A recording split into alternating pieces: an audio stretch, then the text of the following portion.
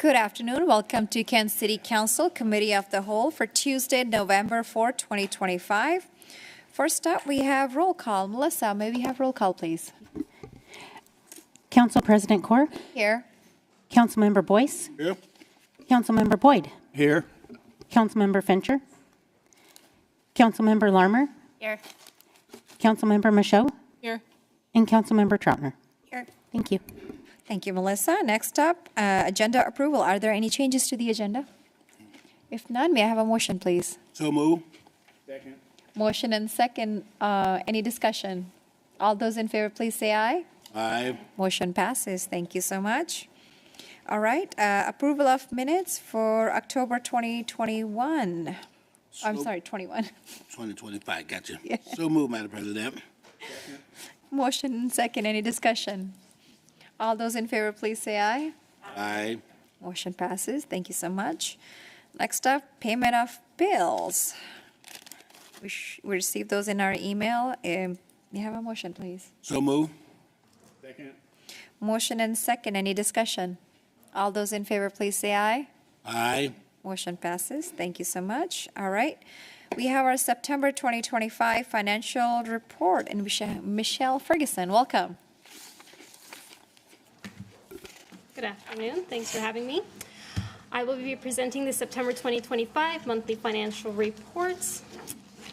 So we'll start off looking at page 3 of which is the general fund revenues. I've highlighted the sales tax revenues. As you can see highlighted, July and August came in higher than they did in 2024, but September is slightly lower, but only by about $49,000. So when you compare sales tax revenues from 25 to 24, through September, revenues are only down by $79,000. So here's kind of a visual of the last couple of years. So the budget this year is $31.8 million, and it's estimated that sales tax revenues, if they continue to come in on the trends that they are, will be $33 million, which is just slightly lower than the revenues were in 2024.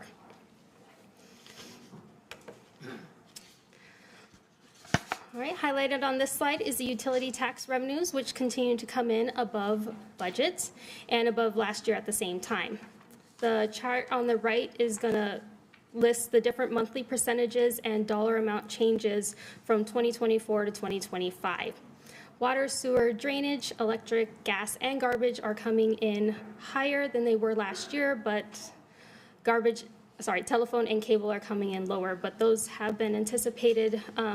So overall, the utility tax revenues in the general fund are anticipated to come in about $1.5 million over budget. So looking at the general fund as a whole, we do have a couple of revenues that are estimated to come in under budget. So that's licenses and permits and fines and forfeitures. Licenses and permits, we've talked about it before. There's a couple different areas that they're coming in lower than anticipated. So cable franchise fees, IFC permit revenues, building permits, and developmental permits. And then fines and forfeitures are coming in lower because there was a fine issued at the end of 2024, and then it was reversed in 2025, and that's why there's that difference there. But overall, the general fund is anticipated to come in, revenues are anticipated to come in about $4 million over budget.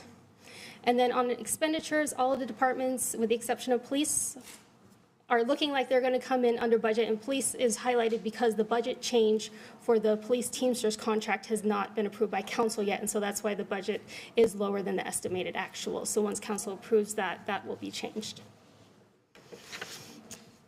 So then moving on to the other funds overview. So highlighted on these next few slides are either funds that have some higher than normal variances or funds that are going to need budget changes by the end of the year. So highlighted on this slide is the lodging tax fund. Not that it's of concern, but just kind of showing the kind of decline in lodging tax revenues over this past year. So here's a little bit of a visual. You can see there's quite a few months where the 2025 revenues came in lower than 23 and 2024. But the good news is August and September are coming in higher, so hopefully that trend will continue throughout the end of the year. And then also highlighted on the special revenues is the criminal justice fund, not because it's having any trouble, but just wanted to kind of give you a visual of the different larger revenues that make up the criminal justice revenues. So school zone cameras, red light cameras, and criminal justice sales tax. School zone camera revenues are still continuing to decline. We had a budget of $1.28 million. It's estimated that revenues will probably just come in slightly over $1 million. And the red light camera revenues budgeted at $5.1 million and estimated to come in at $5.7 million, which is lower than 2024, but higher than budget. And then the sales tax revenue is just expected to come in just very slightly under budget, so very good news there. And there was nothing of concern or anything to point out on the debt service or the enterprise fund slide. But on the internal service funds, the unemployment fund and the employee health and wellness funds are anticipated to need budget changes before the end of the year.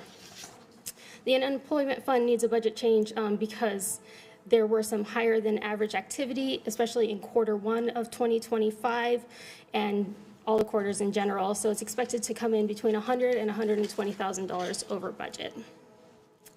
And then the employee health and wellness, we talked about during the budget process, those claims have gone up.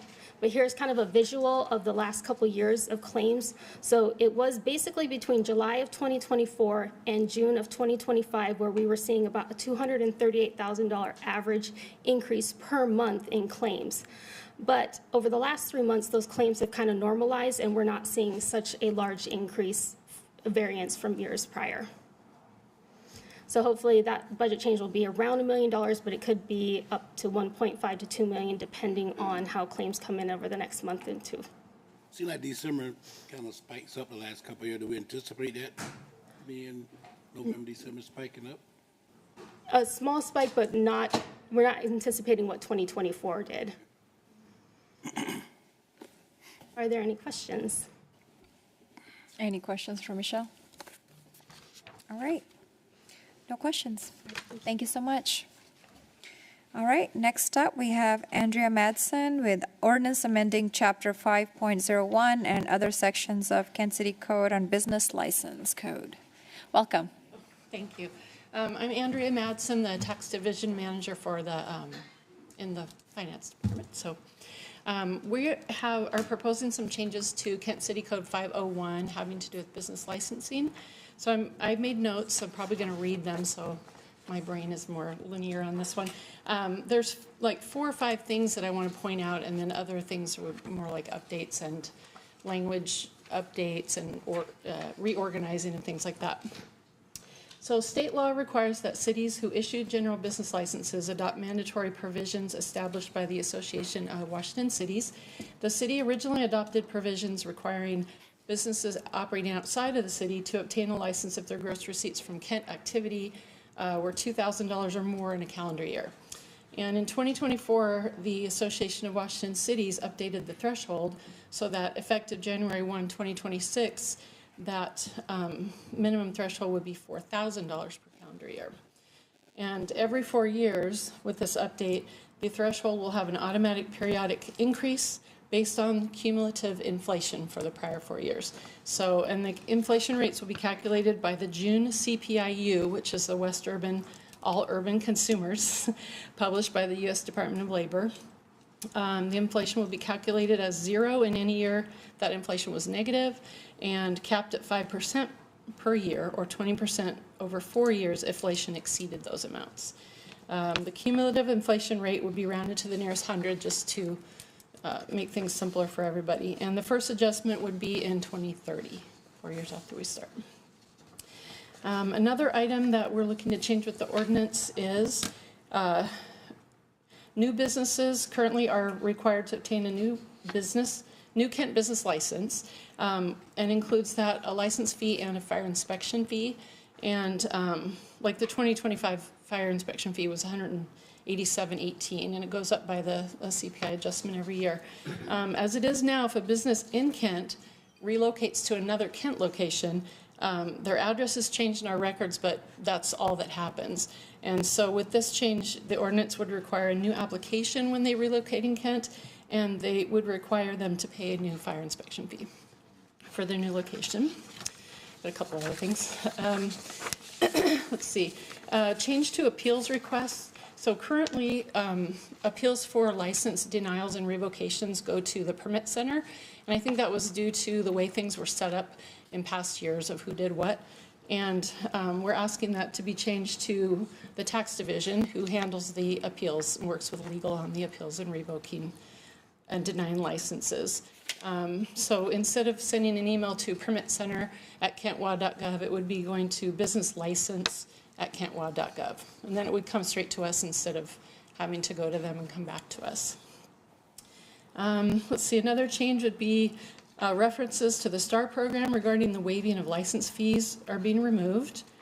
And unlicensed businesses that are engaging in business in Kent, that sounds like a little convoluted. If they've been operating in Kent and have had no license in prior years, up to 5 years back, they would have to pay those back years of license in addition to the current year license. So in addition to those things, the ordinance consolidates and relocates multiple sections to remove obsolete language, align the code with more recent ordinances, and make the code more usable. So that's kind of about it. Does anybody have any questions? Go ahead, Councilmember. Andrea, I just want to make sure I'm understanding this. So by raising the threshold, we're making it easier to operate in Kent. Yeah. Because we're trying, yeah. Any other questions or comments? All right, I'll read the motion. I move to adopt ordinance number 4524, amending various sections of Kent City Code to update the city's business licensing provisions as provided for within the ordinance. Second. Motion and second. Any discussion? All those in favor, please say aye. Aye. Motion passes. Thank you, Andrea. All right, we have Paula Painter here for next two items, property tax levy ordinance and ordinance adopting our 2026 mid-millennium budget. All right, thank you very much, Council President Corr, members of City Council. I'm Paula Painter, the Finance Director, and we're getting our PowerPoint up and running really quick. So in front of you today is an ordinance for the 2026 property tax levy. Each year we come forward to you with an ordinance to adopt the property tax for the following year. And we work with the King County Assessor's Office to come up with the calculation to determine what our tax rate, our levy rate will be. Right now, we do have assessed valuations within the city of Kent at $35.1 billion. That number is a little different than what I showed you before because those numbers with King County continue to fluctuate slightly. We're getting it narrowed down. So we anticipate that the ending number will come in pretty close to the $31.5 billion for the city.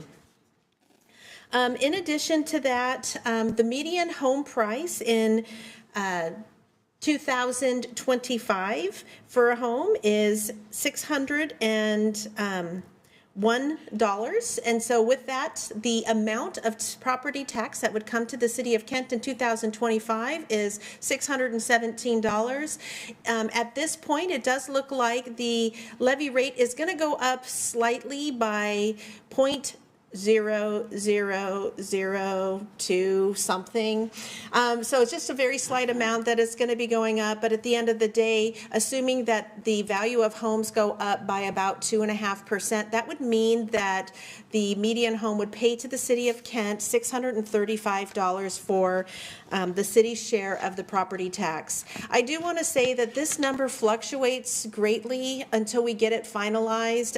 Oftentimes, that levy rate does come in just a little lower than what you end up seeing here with these estimates, because estimates, until we get the actual numbers, it's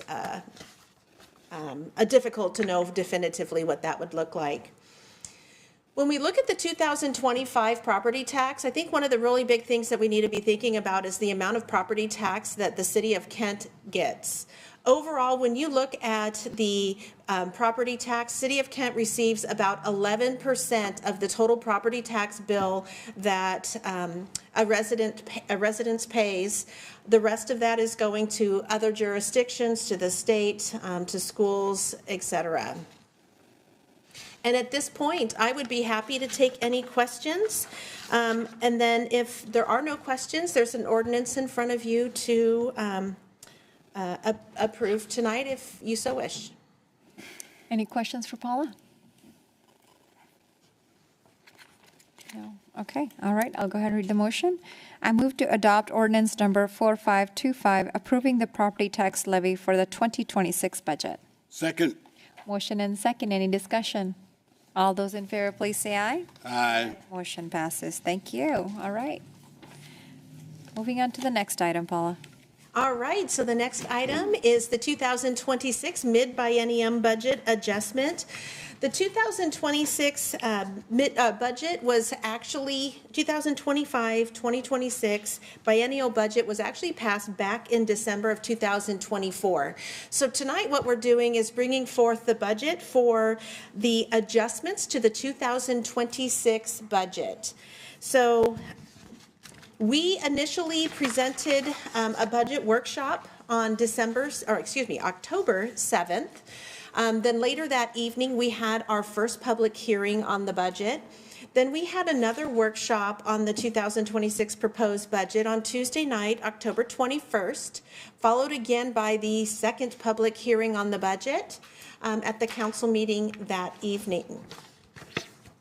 Overall, the expenditures that are part of the proposed budget are $442.6 million.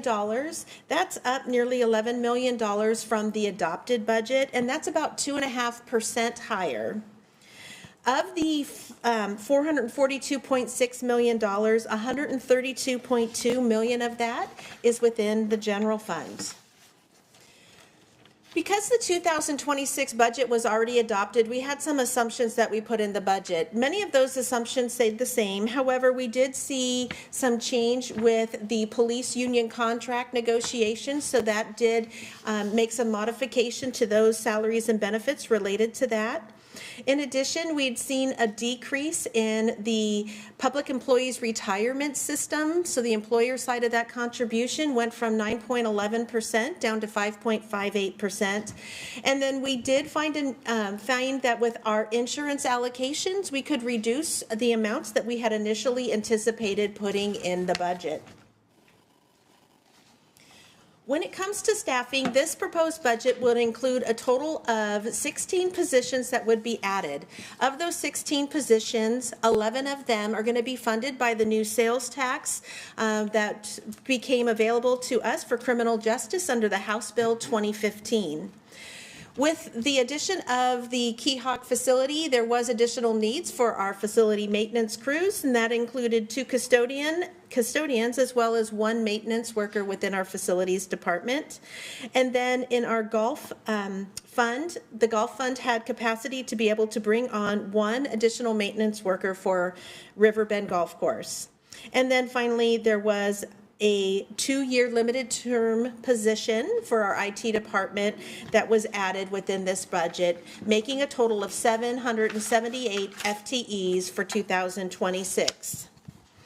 With this ordinance, this ordinance will modify the 2025-26 budget to incorporate the changes that were reflected in the mid-biennium budget adjustment. In addition, there were some amendments to the ordinance which would clarify the delegation to the mayor to organize, assign, and modify employee classifications so long as those did not increase the FTEs or the overall budget as established by council. And at this point, I would be happy to take any questions you may have. Any questions for Paula? All right, if none, I'll go ahead and read the motion. I move to adopt ordinance number 4528, approving the 2026 mid-biennial budget modifications. Second? Motion and second, any discussion? And I just want to say thank you, Paula. Thank you to your team for this amazing work, and I'm excited that we're able to add more positions to this budget, so looking forward to that. And any other comments or questions for Paula? If none, all those in favor, please say aye. Aye. Motion passes. Thank you. All right. And next up, we have Economic and Community Development. Councilmember Larmer. Thank you, Council President. Tonight we have Deja Mitchell going to be presenting on 2 items for us. First one being the ordinance amending the capital facilities element of the comprehensive plan. Good afternoon. I'm Deja Mitchell, Long Range Planner with the Planning Department here, and I'm here to present an amendment to the comprehensive plan to update the capital facilities element. So this is an annual update. It's required by state law to ensure consistency with the comprehensive plan. This amendment includes updates to the City of Kent Capital Improvement Program, the Puget Sound Regional Fire Authority Capital Facilities and Equipment Plan, and the Capital Facilities Plan of Kent, Federal Way, Highline, and Renton School Districts. So this action item is limited to updating the comprehensive plan to include these new financing plans. After this item, you all will consider the impact fee ordinance, which will formally incorporate these fees into the city code. That's all I have for you all for this one. Okay, any questions? If not, I'll read the motion. I move to adopt ordinance 4526, amending the Kent Comprehensive Plan and its capital facilities element to reflect the city's 2026 to 2031 capital improvement program, the 20-year capital facilities and equipment plan of the Puget Sound Regional Fire Authority, and the 2026 to 2031 capital facilities plans for the Kent, Highline, Renton, and Federal Way school districts. Second. I have a second. Any discussion? If not, all in favor, please say aye. Aye. Aye. Motion passes. Thank you. And then the next one. So my second agenda item is an amendment to the Kent City Code, sections 12.13.170 and 12.15.130 relating to school and fire impact fees. And this is to revise impact fee calculations based on the materials received from the Puget Sound Regional Fire Authority and Kent Federal Way Highline school districts, So these impact fees are based on each agency's respective 6-year capital facilities and improvement plans, which we just discussed in the prior agenda item. And for the main takeaways, school district serving the city of Kent, impact fees will remain unchanged, so 0 per unit for both single-family and multifamily housing. And then Puget Sound Regional Fire Authority also assesses future projected growth. So they have changed their land use categories and corresponding fees. In summation, single-family and multifamily uses have been changed from a per unit calculation to a per square foot calculation, and this is to align with the state requirement regarding proportionality of housing unit size with the impact fees. That's pretty much it. Great. Any questions on this one? Okay, if not, I'll read the motion. I move to adopt ordinance number 4527, amending sections 1213-170 and 1215-130 of the Kent City Code to adjust the fee schedule for school and fire impact fees. Second. I have a second. Any discussion? All those in favor? Aye. Aye. Motion passes. Thank you, Deja. All right. That is all we have for ECD. Thank you, Councilmember. Councilmember Michaud for Parks. Thank you, Madam President. All right, we have 2 items tonight. First up, we have Brian Higgins to talk about Earthworks Pathway Project for I-Line. Thank you. It's nice to be here tonight. I'm Brian Higgins. I'm the Senior Parks Capital Project Manager. Been working on this agreement with King County Metro and this plan for the Earthworks Park for the past couple of years, and we're finally to a point where we're ready to bring this agreement to you, and the construction is going to move forward pretty soon. So, just give you an idea of where the project's located. It's over here at Earthworks Park on East Smith Street, just across from the Kent Senior Center. So right here at the corner of East Smith and Titus Street is Mill Creek Canyon Earthworks Park. And the new rapid line, it's called the I-Line in Kent, they're going to be reconstructing and redoing the bus stop here in front of the park. And so, highlighter going to work tonight? No? Okay, I guess that's not working. It's okay, the pointer's not working, it's fine. So you can see here in the overhead image, the image of the park and where it says ramp to park. I'm sorry, I can't point to it, but that's kind of the area that we're going to be talking about. So the existing conditions of the park. So this is at Earthworks Park right now today. So as you're walking on the path towards Smith Street, this is kind of what you run into in the park. So your access to the sidewalk and up to the street is very limited in this spot.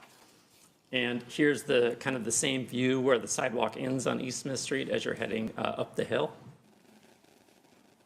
And then one more view a little bit closer to the existing bus stop. So the great thing about this project is that it addresses a couple different goals in park plans that are adopted. So in the 2022 Parks and Open Space Plan, one of the goals was to improve pedestrian connections between Downhill and Mill Creek Earthworks Park. And then in the 2024 Earthworks and Mill Creek Canyon Framework Plan, another goal was to connect Earthworks Park pathways directly to the future bus rapid transit stop. And so this project also connects like a key missing link in the sidewalk network in the city. So the construction is anticipated to start in 2027, and our not to exceed share amount of this project is $184,000. So I can take any questions if anybody has them. I'll go back to the overhead view there. So Brian, who's paying for this? Are we paying? So we are paying for that's a good question. We're paying for 30% of the wall and the ramp into the park. Because if you look at the sidewalk there that comes along the park, they have to build a retaining wall all the way along there in order to construct the bus stop. So we're paying for the portion that addresses the access to the park. Any other questions for Brian? All right, I'll read the motion. I move to authorize the mayor to sign the reimbursement agreement with King County for the Mill Creek Canyon Earthworks Park pathway, subject to final terms and conditions acceptable to the Parks Director and City Attorney. Second. I have a motion and a second. Any discussion? All in favor, say aye. Aye. Right, motion passes. Thanks so much, Brian. All right, up next, we have Lori Guilfoyle to talk about an amendment for public defense services. Good afternoon, thank you. I'm here to present the third amendment to the contract with Stuart McNichols Harmel for our public defense services. So the first amendment increased the contract for 1 year, extend 1 year. So this one will extend it 1 additional year. And there's 2 other things in the contract that we are also amending. In addition to that, the current standard is for 400 cases per attorney, and the Washington State Supreme Court reduced that to 120 by 2036 and allows for a 10% reduction each year. So we're going to take that 10% reduction, and we'll need to add that to the amendment. And then the final thing is to add the budgeted amount of $1.6 million for the 2026 budget. Are there any questions for Lori? Go ahead, Council President. Thank you, Councilmember. Lori, does this include, I guess, the additional cost we will have? The number of cases for our public defender? We actually don't expect the cost for number of cases to go up yet. That will likely happen in probably 2027. They're able to maintain the caseload right now with this standard. We have about 8 attorneys representing the court right now, and it's just over 2,000 cases. So we're not hitting that 372 cases per attorney yet.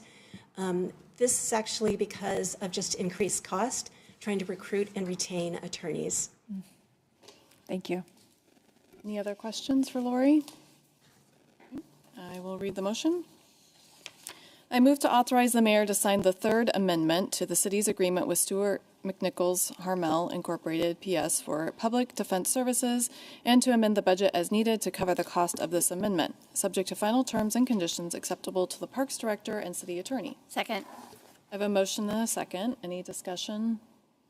All right, all in favor, say aye. Aye. All right, motion passes. Thank you so much, Lori. Can I add one thing? Sure. While the Human Services Division monitors this contract, it took Pat and Tammy and Sarah Watson, their knowledge and expertise in advocating for appropriate standards at the state level has been really phenomenal. I am not an attorney. I don't pretend to be an attorney, and they provide me so much knowledge. And I just want to just say that I so appreciate that we have such good knowledge and help here in the city. Agreed. Thank you so much, Lori, for that. All right. All right, back to you, Council President. Thank you, Councilmember. That is the last item on our agenda.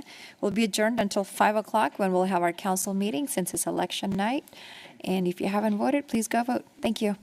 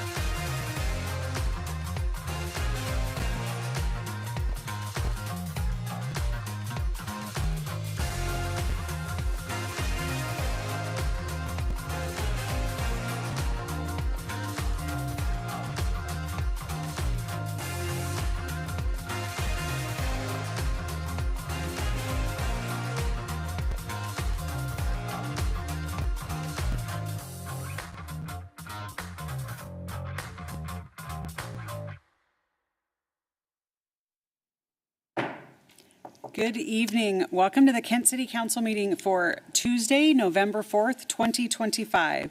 If you could all please rise and join me in the flag salute. I pledge allegiance to the flag of the United States of America and to the republic for which it stands, one nation, under God, indivisible, with liberty and justice for all.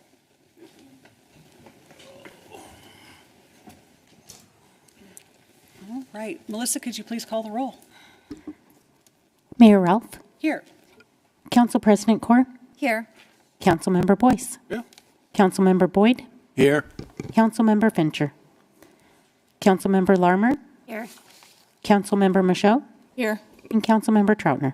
Here. Thank you. All right. Thank you. The next item is agenda approval. Are there any changes to this evening's agenda? No changes from staff, Your Honor. All right. Seeing none, a motion would be in order to approve the agenda as published. So move. Second. Got a motion and a second. All those in favor, please say aye. Aye. Opposed? Motion carries and agenda stands as published. Moving into item number 4, public communications, we're going to go ahead and start out with our employee of the month.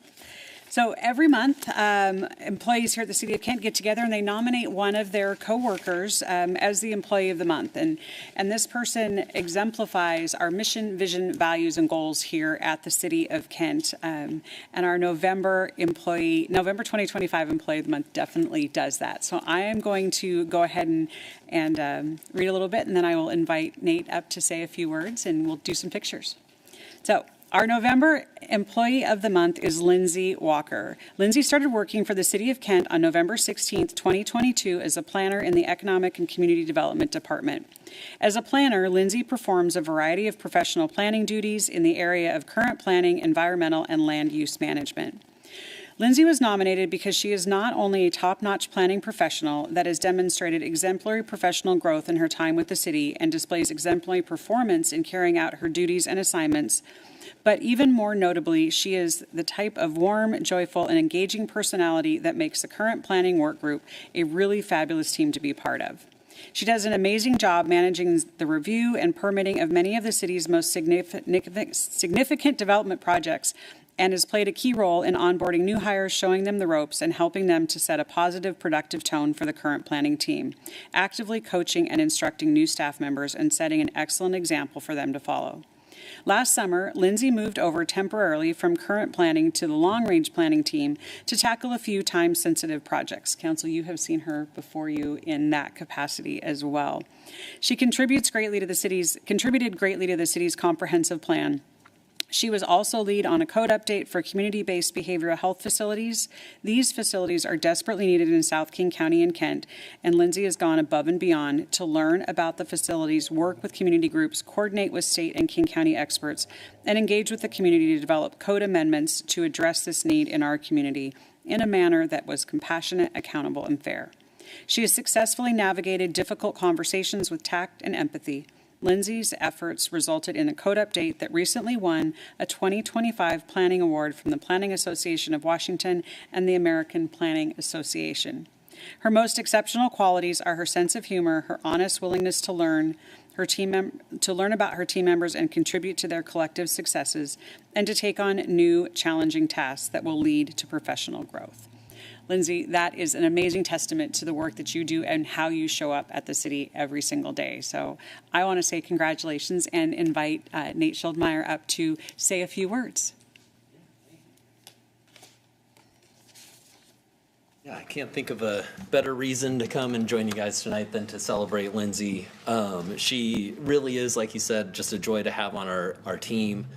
We're a pretty positive group in the planning department, and she's really at the heart of that.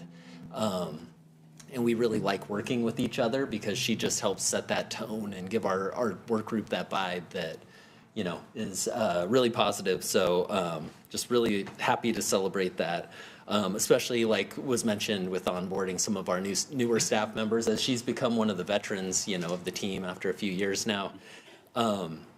She has really set an example for them and just been kind and patient and walked them through everything.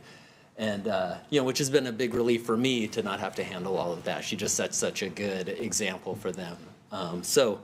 That's great. And like you mentioned too, the recognition she got winning the award for the PAW for the Behavioral Health Facilities Ordinance last year. I mean, that was a really significant thing, and she's really distinguished herself, I think, among the planning community as one of the experts, statewide on that topic, presented at the conference we had earlier this month in Tacoma as well. So, just a model employee for the team. We all really love Lindsay and love working with her. And everything you said and then some. So. All right. So, Lindsay, I always invite, if you want to come up and say a few words, you can. If you don't want to, you don't have to, but we do want to take a picture. I'll say thank you. Okay. So, we do a picture? Yeah. Okay. All right. Council, I feel like you have just as much invested in this because you got to spend a lot of quality time with Lindsay. So, Do we want to go down there or? Stay up here. there we go. All right. Come on. Yeah, Nate, you want to come over?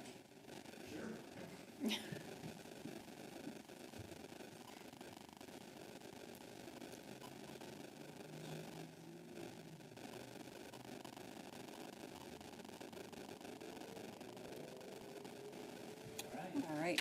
Congratulations.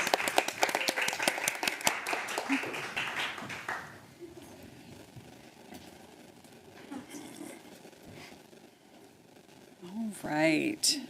We are going to move on. We do have a proclamation this evening, and it is for National Native American Heritage Month. Joining us this evening is Edna from Unkutawa. Did I do okay? I'm going to go ahead and read the proclamation, then I'll have you come up and we'll do a quick picture and have you say a few words. Whereas National Native American Heritage Month is recognized annually to honor Indigenous cultures, histories, traditions, art, and achievements, and whereas in the face of broken treaties, violent displacement, and genocide, Native Americans have persevered and continued with remarkable strength, resilience, resistance, and self-determination. And whereas Native Americans, including local Muckleshoot, Duwamish, and many others, have been protectors and stewards of our natural resources and environment since time immemorial, and whereas the City of Kent values the many contributions made to society by Native people in technology, science, philosophy, the arts, and especially local Indigenous volunteers and leaders. And whereas the City of Kent recognizes that we must work to combat the impacts of discrimination and racist policies on Native people, past and present, and eliminate inequities stemming from colonization. And whereas Native American Awareness Week began in 1976, in recognition and was expanded by Congress and approved by President George Bush in August 1990, designating the month of November as National American Indian Heritage Month. Now, therefore, I, Dana Ralph, Mayor of Kent, do hereby proclaim November 2025 as National Native American Heritage Month in the City of Kent, and encourage all residents, as well as our elected representatives, to recognize and commemorate the important contributions that Native American people have made to our country and our communities.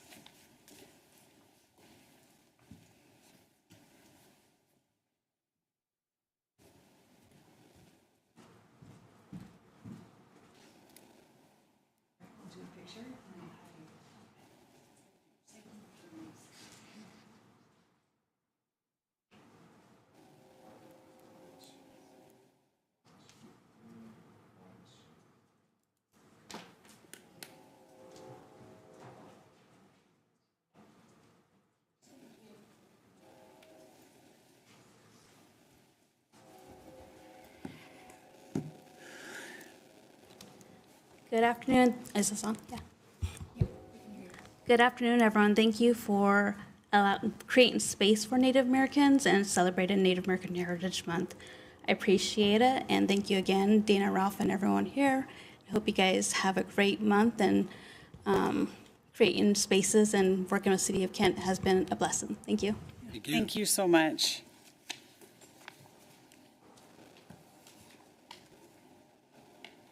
All right. The next item on our agenda is an appointment to the Independent Salary Commission. Council, this evening I'm bringing before you an appointment of Charlie Mitchell. He is a local high school teacher here in the Kent community and applied, and all of his information is in the packet, and that's on the consent calendar for your consideration.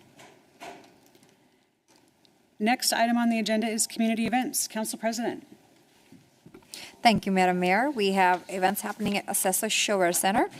So, excuse me. We had November 8th, Seattle T-Birds are playing Vancouver Giants, and on November 11th, Seattle T-Birds versus Wenatchee Wild, and November 14 is also Seattle T-Birds versus Prince Albert Raiders. And if you haven't been to ice hockey games at Shower Center, they're very fun, especially if you have toddler boys who want to copy everything they see there.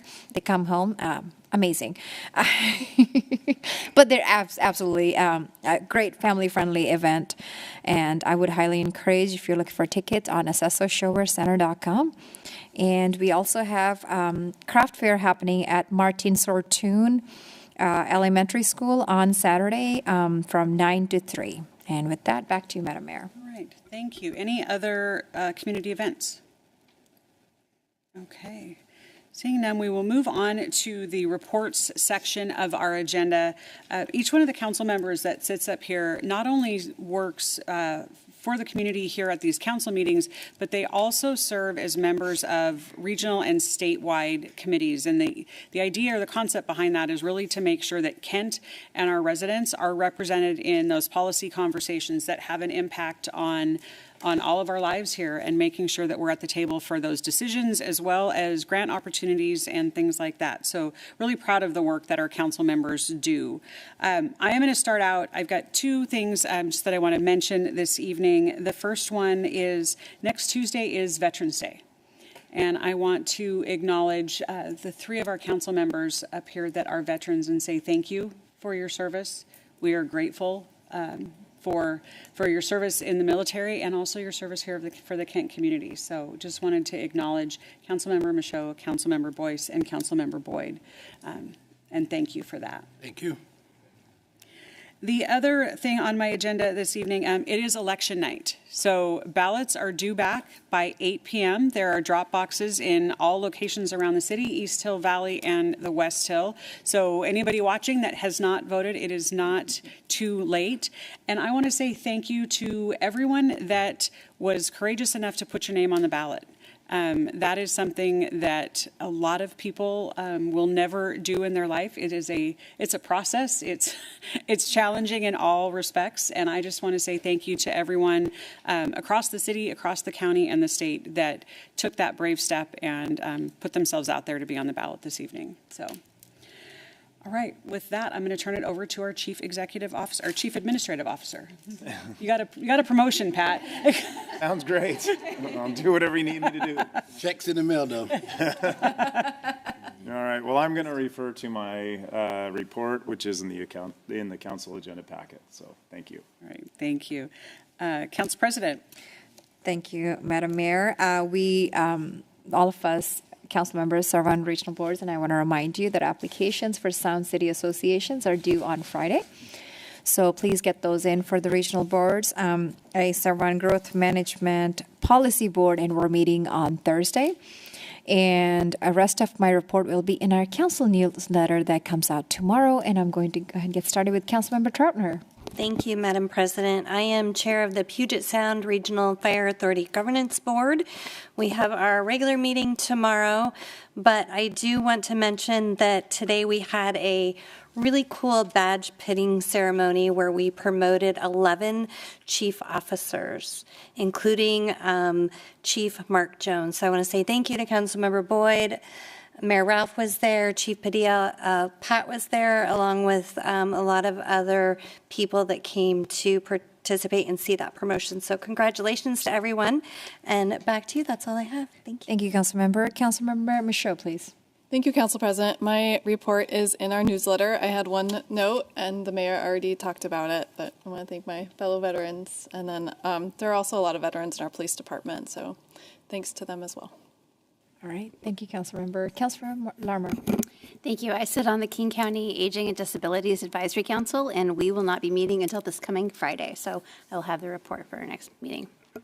Thank you, Councilmember Larmer. Councilmember Boyce. Thank you. Thanks for reminding people on the SCA board and appointment for SCA board and committee. That's by 11/7. Make sure Tobias is in the loop. Our next PIC meeting is on November 12th. It's a virtual meeting, and then we have the PIC SCA annual meeting. It's going to be December 3rd, 5:30 to 8:30, Issaquah at the Pickering Barn. That's all I have. Thank you. Thank you, Councilmember Boyce. Councilmember Boyd, please. Yes, I'm going to do a chief executive officer, a chief admin officer, and refer to my newsletter that's coming out tomorrow. Thank you, Councilmember Boyd. With that, back to you, Madam Mayor. All right, thank you. Next item on our agenda is a public hearing. We do not have one this evening. Item number 7 is public comment. Do we have anyone signed up? We do not.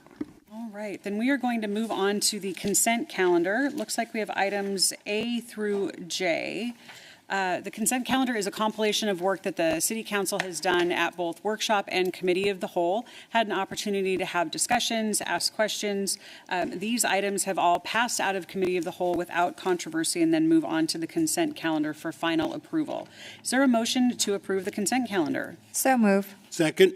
Got a motion and a second. All those in favor, please say aye. Aye. Opposed? Motion carries 6-0. Item number 9 is other business. We do not have any this evening. That brings us down to item 10, which is bids. We've got one bid, South 212th Street Preservation, 59th Place South to 72nd Avenue South. And joining us this evening is Chad Barron, our Public Works Director. Thank you, Mayor. Good evening, Council. Excited to be here on this one. Seems like several months I've been up here with a project. Before I talk about this project, I just want to make sure everybody knows 76th Avenue South, just south of 212th, is open now after a couple of years of construction. Excited to have that project up and out of the floodplain and open and operating. So folks at home, if you're in the area, use it. It's a lot of fun. Tonight's bid is for resurfacing South 212th Street between 59th Avenue South and 72nd Avenue South. We received a federal grant for this work and in fact received an increase, so 86.5% of the work will be paid for by a federal grant. And this is also the last section between the west city limits and SR 167. We've completed this whole section using federal grants. So pretty excited to have this section of 212th almost done. So we did receive 6 bids. Low bid was from Miles Resources for just over $2.4 million. Which in all the bids came in really tight, good grouping of bids. The engineer's estimate was $3.4 million, so we came in underneath the estimate, and we're excited to have this one. A lot of help from the federal government on this one, so excited to move forward, and we recommend award. All right, thank you, Chad. Any questions? Okay, seeing none, a motion would be in order. Yes, Madam Mayor.